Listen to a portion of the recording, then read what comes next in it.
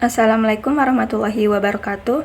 Perkenalkan, nama saya Darin Lutfiarika dengan NIM 2414275. Di sini saya akan menjawab kuis 1A. Pertanyaan pertama yaitu seberapa penting hukum bisnis bagi pelaku usaha?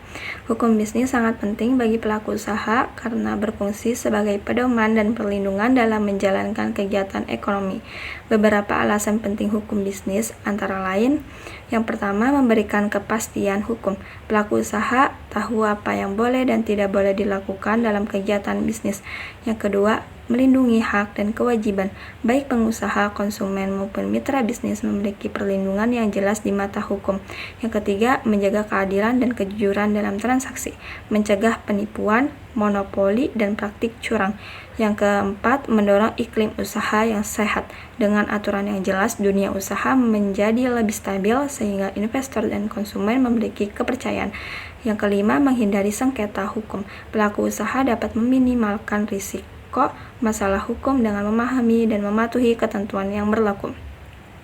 Pertanyaan yang kedua itu tentang Undang-Undang Perlindungan Konsumen dan contohnya.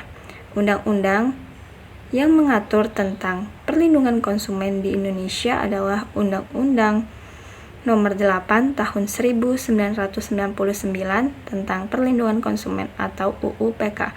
Undang-undang ini berisi 65 pasal yang mengatur hak dan kewajiban konsumen serta pelaku usaha, mekanisme penyelesaian sengketa, dan lembaga perlindungan konsumen.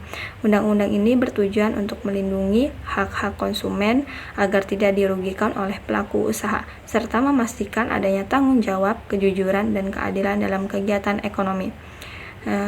Pasal 1-4 itu berisi pengertian, asas dan tujuan perlindungan konsumen. Pasal 5-10 itu berisi hak dan kewajiban konsumen dan pelaku usaha. Pasal 11-28 itu berisi ketentuan mengenai barang atau jasa dan periklanan.